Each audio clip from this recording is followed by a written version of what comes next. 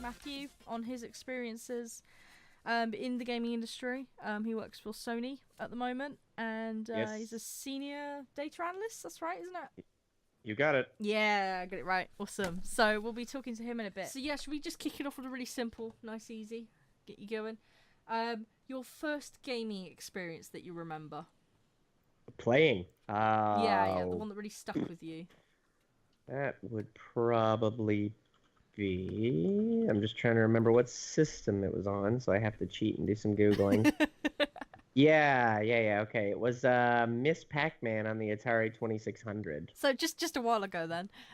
Just a bit. That's Yeah. almost history. Definitely. Yeah, there you go. Yeah. We're all showing It our was age now, unfortunately. so that Because was we the all one know that what that came out. is. Yeah, It's that not was a the bad one that choice, came is it? out No, it's a good game. immediately after the first Pac-Man that came out on Atari went Yeah. really Yo, poorly. my earliest memory was Doom, and then it was Pac-Man. Yeah. So, Yeah. Yeah, there you are for sure. So yeah, definitely Miss Pac-Man on the Atari 2600 is the first video game Yeah. I remember playing for sure. What was it that stuck with you from that experience, do you think? Oh What was it God, that I mean, hooked you? I was extremely young when I did this one, but you know, it just seemed to me, you know, you played games with your excuse me, with your parents, whatever, when you were a kid, board games, things like that, stuff outdoors, and I don't know, I was really young, like where you know, I was like probably 3 or 4 or something. I was very tiny, so I think for me at the time, probably just from a behavioristic sense, all the blinking, flashing lights, etc., really kind Yeah. of sold me, right? 'Cause, I mean, you're a toddler, right? So, Yeah. uh, yeah, and you know, progressive difficulty was really interesting. Like the fact that you know everything got slightly faster as time went on. Yeah. You know, I think that really lays a framework for really basic things about game design, right? Like, you know, some of the most interesting things in game design were accidents. You think about Space Invaders, for example. Yes. The incremental speed in Space Invaders was actually like Yeah. a limitation of the RAM chip, right? Like it wasn't intentional. It was that as the enemies were deleted, it freed up more RAM on that little IC and it allowed it to move them a little more quickly. And from that happy accident, you have this mechanic of like incremental difficulty. So I think things like Pac-Man and Space Invaders and these kinds of really basic avoidance things, um, you know, laid a framework for a lot of really interesting game design stuff we do now. So I don't know, it was easy to relate to, and I think it just kind of stuck. Yeah. Fair enough. So following on from that, what would you say is like your top 3 games of all time then? Oh God, I always despise questions like these simply because I feel like I'm betraying the games. So in not 1, 2, 3 order, but just no particular order. I really think Minecraft is spectacular and really important. I absolutely love it. It's so completely creative. You know, it let people who play games realize that they don't necessarily have to have like a purpose or a point. Like you don't have to have a core. What's the word I'm looking for? A core thing that you're advancing, like a story necessarily. You know, you're kind of making your own purpose. Really enjoyed that. That's definitely very high. I think Final Fantasy VII probably got me into games, Yes. like working in games. And I don't think, you know, it hasn't aged very well because you play it now and ultimately, like, you know, obviously it's got some, you know, giant hands and the animation's kind of poor and there's just certain things about it that have not aged. But on the other hand, I think really like it definitely laid a lot of the framework for me caring about story in games. And then Mm. after that, I think I'd have to say like just Zelda on the NES. Yeah. I mean, I think that like Legend of Zelda on the NES definitely was probably like, oh, these can be spectacular. But my God, I could go on forever. Like, you know, Super Mario RPG was probably really high up there. Catherine on PS2, I think was like PS3, I think was killer. There's an astronomically long list of games that I think have been really just wonderful. Yeah. I mean, this is the thing with gaming. There's so many just classics now, isn't there? That just a bit spoiled for choice. For sure. As long as you can get a copy of it and get it working, that's the main thing. Yeah, there you are. Absolutely. Yeah. But hey ho. Right. So, I mean, for those that weren't here earlier, Matthew is a senior data analyst for Sony, aren't you? So PlayStation, yeah. yeah. So what I think would be really nice for the people to understand is kind of what you do in your day-to-day job, and Sure. what a typical day in that kind of role involves. Yeah, okay. So my background is kind of like a combination of statistics and psychology. I did education, studied, have a PhD from Memorial in Newfoundland, which is on the sort of northeast coast of Canada. Yeah, so anyway, day to day, I work with user experience group and a bunch of other folks to take a look at a lot of our games and sort of what players are doing in them. So there's kind of what's called like a telemetry pipeline. So what that is right from programming the game all the way to getting data from the game. So imagine, you're playing a game like Saints Row. Yeah. I used to work for Volition, so this is an easy one. Uh, every time you shoot a bullet, every time you rob a car, blow something up, beat a boss, whatever, we get a little nugget of non-personalized data about you. So it doesn't have anything like, I don't know who you are, right? Like it's not, I can't associate it with your name or with your PSN account or anything. It's just random data. And those little bits of data help us make sort of game design decisions. We can detect if people are exploiting pieces of our economy. We can sort of detect like if people are dying in a particular area. Like those loot cave scenarios, like in Destiny, show up really readily in these kinds of things. So I work on a lot of titles. A few offhand that I've been working on lately are the like MLB franchise.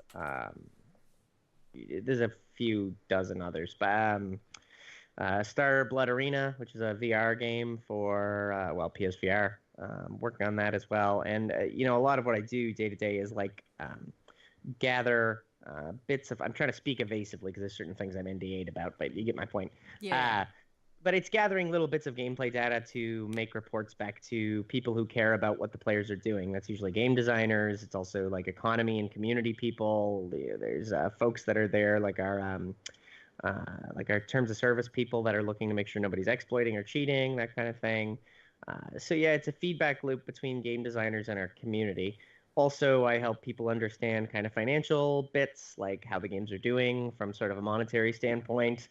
And I work with a monetization team as well to try to help people optimize kind of our DLC packages, find the right price points for them. There's a business operations kind of side to it as well. Yeah. Awesome. So following that, how did you initially get into doing data analysis?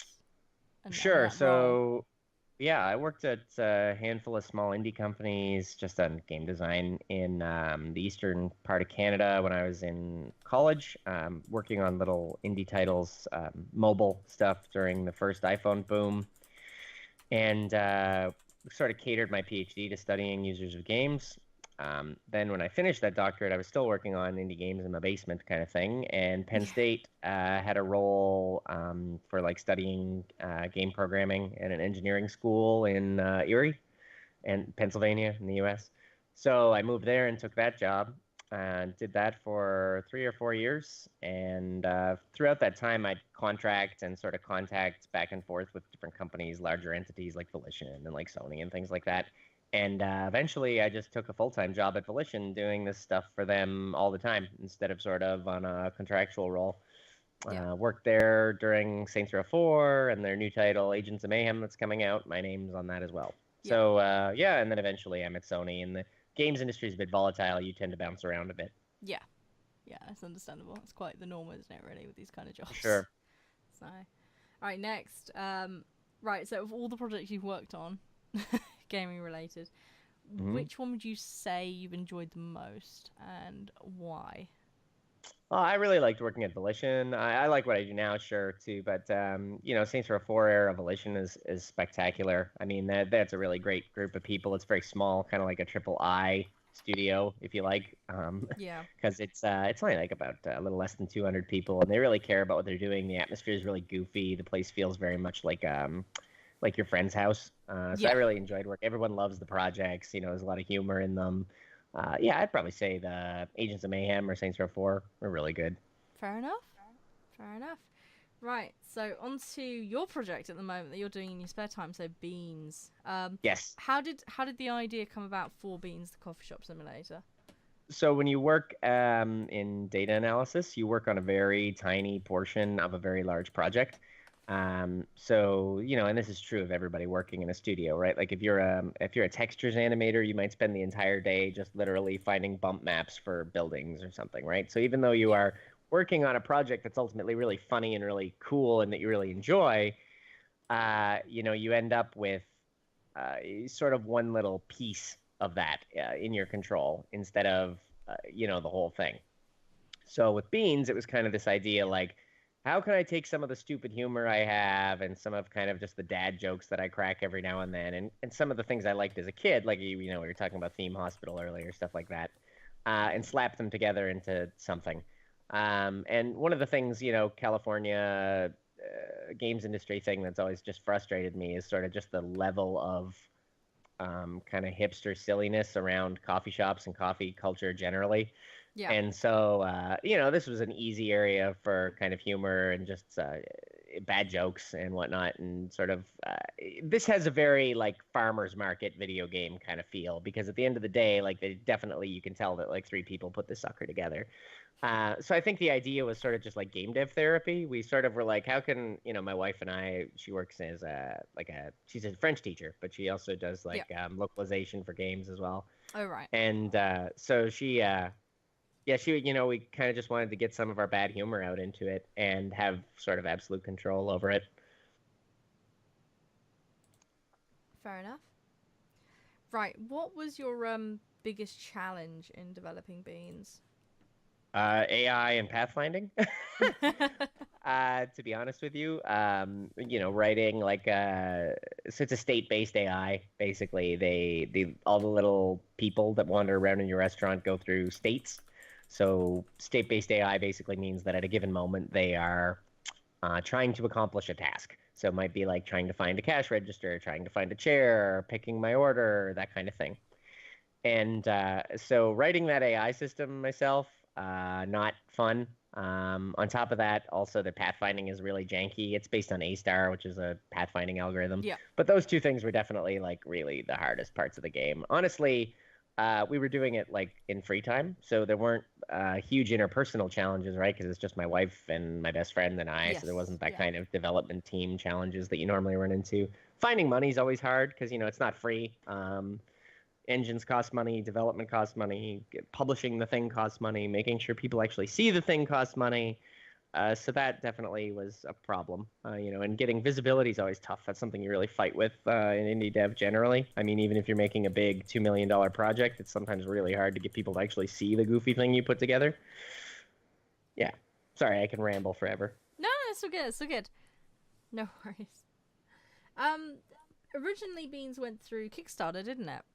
Yeah, that's right. Yeah, yeah. How did you find the experience of going through kind of the Kickstarter experience?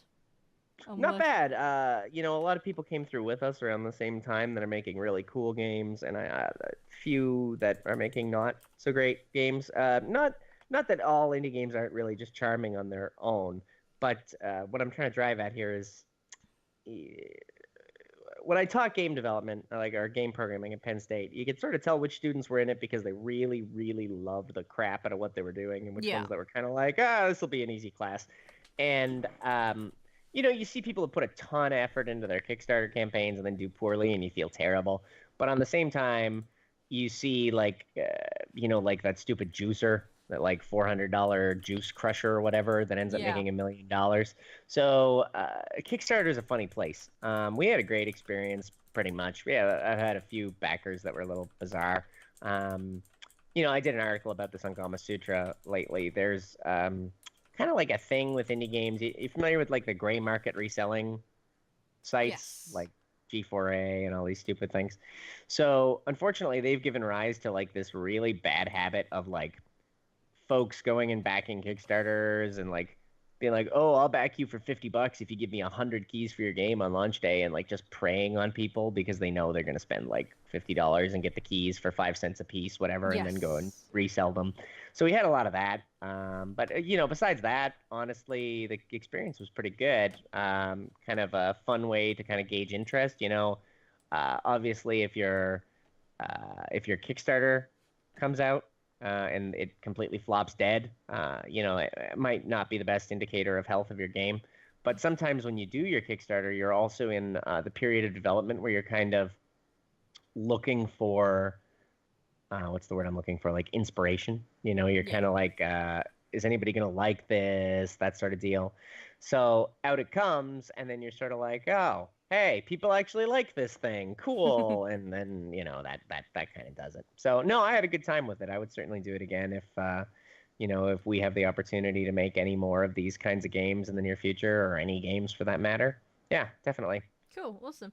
Well, following on from that, I was going to ask you next if there was anything that you could change about Beans, from a design standpoint or the way it progressed. What would it be?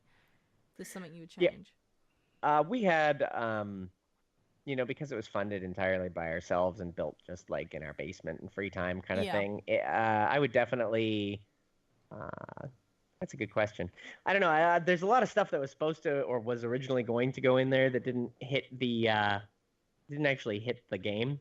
So, Right. like our little stupid Mecha Mom employee in the last level was actually just going to be this big, ridiculous kaiju battle that we just kind of scrapped because it was sort of just like way out of scope for what the game was. Yeah. So I don't know. I feel like if I had more time to kind of, and more 8 hour a day time, not just like, oh, hey, it's the weekend or it's 10 o'clock at night, I'll pound on this for a couple hours. Yeah.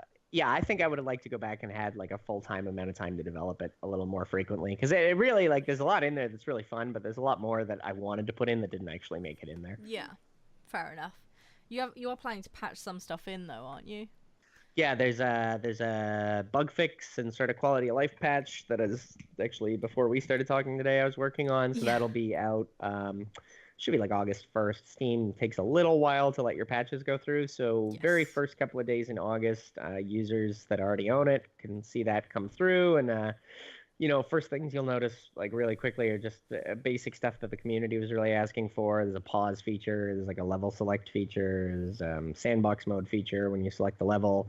They're just kind of quality of life stuff that people just wanted. And the one thing that with a game this size and with a relatively small audience, it's maybe a couple thousand people. It's easy to stay on top of like the Steam discussions and sort of like, oh, add this, and I can kind of make these little bespoke solutions that people are interested in seeing. And so we're planning on doing a few free goofy content things coming up too. There should be a Halloween level for Halloween, a Christmas level for Christmas, that kind of thing.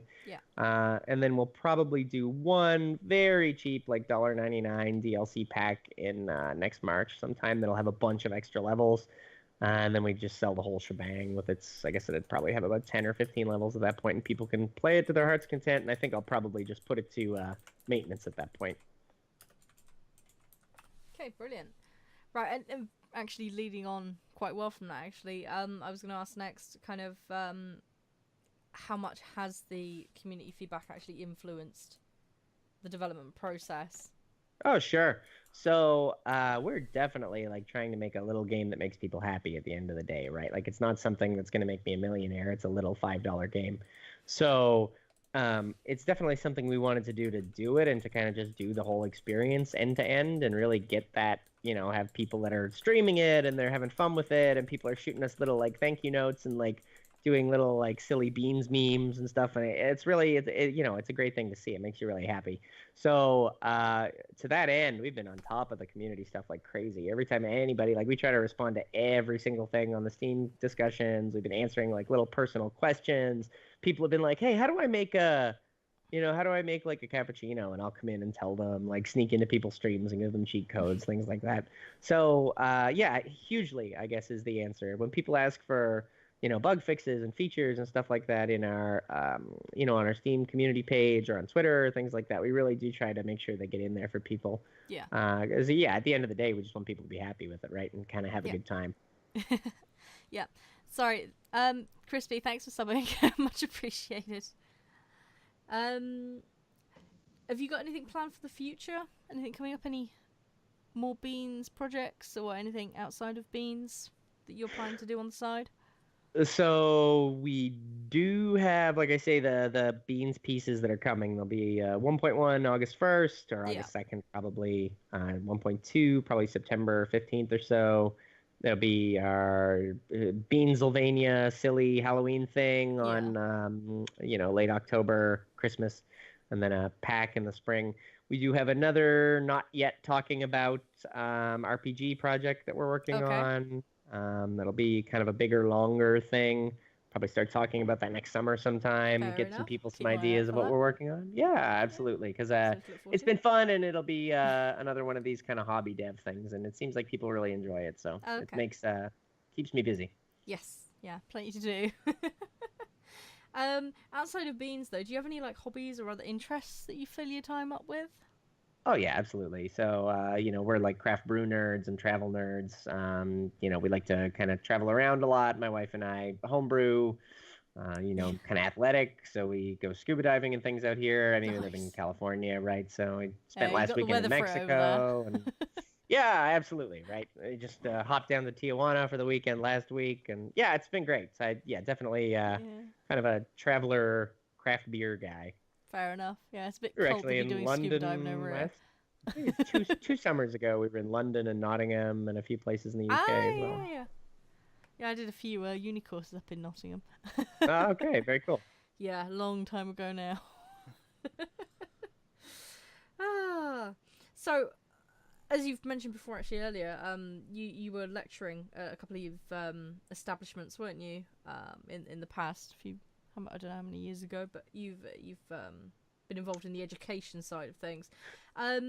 Just for those interested, I know you were involved in the Penn State's game development program. I don't know if you maybe kind of want to elaborate on that a little bit and explain how that works, and also how that's benefited students who are looking to get into the gaming industry. Yeah, absolutely. So I still actually just do one course there, adjunct now online. But it's so the one that I taught at was at Penn State Behrend, which is Penn State's a big school. It's like a huge one in Pennsylvania, and we've got like 24 or 25 campuses. And I was at the one in Erie, which is where I lived at the time. So anyway, it's an engineering school. So this program was a minor, so it's not like a full game development program, like your entire degree is game dev. So we had a software engineering school there, and it was really programming heavy. And the minor would like specific 32 credits that applied directly to taking what you're learning as a software engineer or as a business student. It was like software engineering business, and to some extent we also had fine arts folks as well. And they could take their particular degree that they were taking. It might be like graphic arts or business, whatever, and take this 32 credit minor that would just sort of teach them how to apply the stuff they're learning in their major over to the games industry. So it's pretty cool. I taught in that for the better part of 4 years full time, and I still have been teaching for the last 2 in little part-time courses online here and there. Fair enough. It's a great program, like Pennsylvania a lot, really good spot. So I think if you want to check it out, I think it's like psu.edu or something, but cool. US only right now, but yeah, that's an interesting little alternate way of getting into it rather than doing a full-on gaming course, that part of Pennsylvania too, it's a little hard to sell parents on the entire full bore game dev stuff for their 18-year-olds and 17-year-olds, because it's sort of you're almost guaranteeing that they have to leave, right? In one way, if they go completely into that industry, they'll have to dive off to California or Chicago or some major center. So unfortunately, it's a bit of a hard sell to say, go 100% game development right out of the gate. Yes. Yeah, and it also gives people options as well. Yeah, definitely. Which is kind of good. Yeah, so again, following on from that, if somebody came to you and was looking for advice about getting into game development, what would it be? What would your piece of advice be to someone? I would 100% make sure that you are doing like a portfolio-based kind of application. So what I mean by that is like we have what's the word I'm looking for? We have a lot of people that apply all the time, everywhere I've ever worked, actually, with a very traditional like resume type application, and that's good. But you need to make sure that like somewhere front and center on that is like a really killer portfolio of showing a huge variety of capabilities. And a lot of people are like, well, I'm a programmer. How do I show a portfolio? Because you think portfolio, you think very much like, like an art portfolio or a musical portfolio kind of thing. And those ones are pretty natural and clearly quite obvious how you put those together. But you know, we like to see lots of interesting projects from programmers. You know, put together like an emulator that you built in a microprogramming class that emulates like C64 or something. Put Yeah. together, you know, like an AI, like a state-based AI system, or a little game of life or something like that. It's just demonstrating that you have kind of a wide variety of talents related to your core competency. Even with data analysis, a lot of it was showing people that you could visualize things and you could, you know, write Python code and write R code and do statistical queries, and visualizing that out for people so that they see the actual visible impact of the game, right? Yeah. So I think a Right. strong portfolio is definitely like #1 way to make sure your application gets seen. Yeah. Good. Awesome. Great. Anything else you want to add at all, or we're all good? No, I think that's pretty strong there. I think that's probably good. Yeah. Okay. Brilliant. Well, thank you very much for your time. Do really, really appreciate it, especially at short notice as well. Yeah, absolutely. Yeah. I had a ball. Yeah, I'm going to say I hope you had some fun. Bit of chatting, bit of chilling. Very good. Yeah. All right. Well, thank you for your time. I'm gonna drop out and go grab some dinner with my wife. And Yep. yeah, have Lovely a good dinner. rest of the cast. Yeah, Yes. appreciate Thanks, it. Matthew. Yeah. Thank Yeah, you so take much. care, I'll guys. keep in touch with you. All right. Thanks, Cheers. mate. Thanks. Bye bye. Yeah. Right. Bye. Right. So those who want to find his project, like I say, it's on Steam. It's Beans, the coffee shop simulator. It's got a website, and yeah, they're on Twitter as well. The Beans Game @thebeansgame. Hey everyone, thank you so much for watching this video. I hope you really, really enjoyed it. I know I've had a lot of fun working on it. Again, sorry for not so much coming out lately. I had food poisoning, but I'll see you on the next one. Thanks very much. Don't forget to share and subscribe. Bye.